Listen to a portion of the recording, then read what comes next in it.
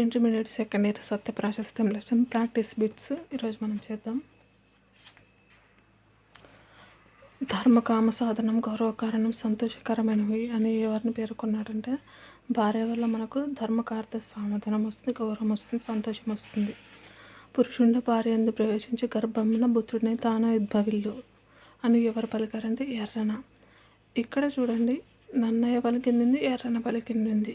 ఎర్రన ఏం పలికాడంటే, పురుషుండి భార్య ఎందు ప్రవేశించి ఒక పురుషుడు తన భార్య ద్వారా గర్భం పొంది కొడుకు పుడతాడని గుర్తుపెట్టుకోండి. ఆ కొడుకు ఎలా ఉన్నాడంటే ఎర్రగా ఉన్నాడు. పుణ్యము నరకాక్తయత ఇతపుత్ర అంటే నన్నయ్య. ఈ లెసన్ ఇది మూడవది బిట్. ఏ విధంగా గుర్తుపెట్టుకుంటే, ఒక నాన్న తన కొడుకు వల్ల పున్నామ నరకం నుంచి రక్షించబడతాడు అనేది లైన్ అని గుర్తుపెట్టుకోండి. నాన్న, సో నాన్నకి ఎవరు పుట్టాడు? కొడుకు పుడితే పున్నామ నరకం నుంచి రక్షిస్తాడు అనేది నమ్ముతాడని గుర్తుపెట్టుకోండి. దీపము వలన నొండక దీపం ప్రభవించినట్లు. ఇక్కడ చూడండి, దీపం వలన నొండక అంటే ఇంకొక దీపము ప్రభవించినట్లు. అంటే ఒక దీపం ఎఫెక్ట్ వల్ల ఇంకొక దీపం కూడా, ఒక మనిషి వల్ల ఇంకొక మనిషి ఎఫెక్ట్ అవుతాడు కదా. సో అదేవిధంగా ఒక దీపం వలన ఇంకొక దీపం కూడా ఎఫెక్ట్ అవుతుంది అనేది అని ఎవరు చెప్పింది? నన్నయ్య. విపరీత ప్రతిభాషలు ఏమిటి నిర్విధ. ఈ లైన్ పలికింది ఎవరంటే నన్నయ్య.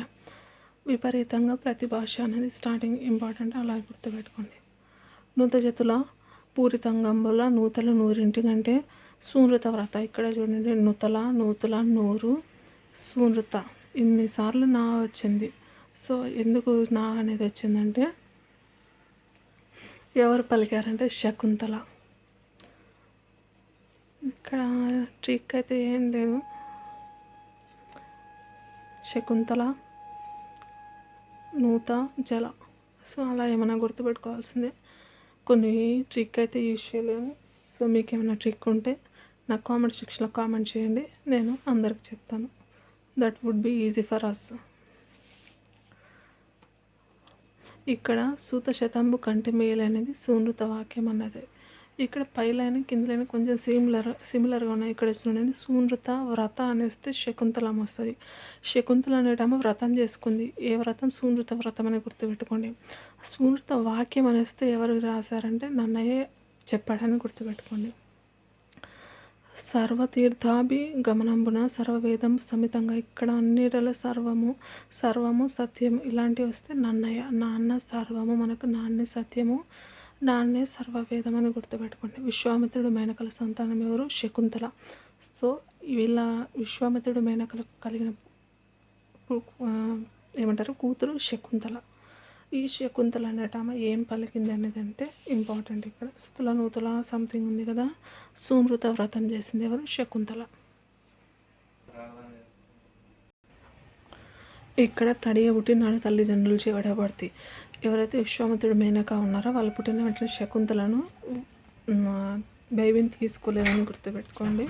సో ఎవరు? శకుంతల. దుష్యంతుడు శకుంతలకు పుట్టింది. శకుంతల భర్త ఎవరు? దుష్యంతుడు. వీళ్ళకు పుట్టిన కొడుకు భరతుడు. లోకంలోని జీవులకు హాయనిచ్చేది పుత్రుని ఆలింగ సౌఖ్యం అని ఎవరన్నారంటే నన్నయ్య. నన్నయ్య అనువదించిన భారత పర్వాల సంఖ్య ఎన్ని పర్వాలు మొత్తం అనువదించిందంటే 2.5. నాన్న 2.5 అని గుర్తుపెట్టుకోండి. అక్షర రమ్యత ఎవరిది అంటే నన్నయ్యది. ఎవరి లక్షణం అంటే యయాతి మహారాజు కుమారుడు ఎవరు? యయాతి మహారాజు కుమారుడు ఎవరంటే పూరుడు. డిఫరెంట్గా ఉంది. యయాతి అనేది డిఫరెంట్, పూరుడు అనేది డిఫరెంట్గా ఉంది, అలా గుర్తుపెట్టి. కణ్వ మహర్షి ఆశ్రమం ఏ నది ఒడ్డునుందంటే మాలిని. సో మహర్షి మాలిని అని గుర్తుపెట్టుకోండి.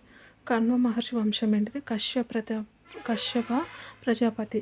మనకు కశ్యప ప్రజాపతి ఇంతకుముందు కూడా ఎక్కడ వచ్చింది? కశ్యప ప్రజాపతికి 2 భార్యలు అనే స్టోరీ కూడా వచ్చింది కదా. జనమేజయునికి భారత కథను చెప్పినవారు వైశంపాయనుడు. ఇక్కడ జనమేజయునికి ఒక జనం గురించి వైశ్యుడు చెప్పాడని గుర్తుపెట్టుకోండి. జనమేజయునికి. ఆంధ్రశద్వ చింతామణి వ్యాకరణ గ్రంథకర్త ఎవరంటే నన్నయ్య. సో నాన్న చింతామణి అని గుర్తుపెట్టుకోండి. నాన్న చింతామణి అనే బుక్ రాశాడు. నాన్న రుచి తాళత సూక్తి నిధి అనేది నన్నయ్య లక్షణం చెప్పాను కదా. నన్నయ్యకి 3 కుమార్తెలు, నిధి, యుక్త, ఇంకొకటి ఏంటిది రమ్య అనే 3 పిల్లలు. సో అందుకే నన్నయ్య కవిత లక్షణాలు అంటే ఈ 3 పేర్లు గుర్తుపెట్టుకుంటే రాయొచ్చు. లాస్ట్ వర్డ్ని తీసుకొని ట్రిక్ చెప్పాను, ఇంతకుముందు లెసన్లో కూడా వచ్చింది. So see in the next video. శాంతికాంక్ష శ్రీనాథుడు ప్రాక్టీస్ బిట్స్.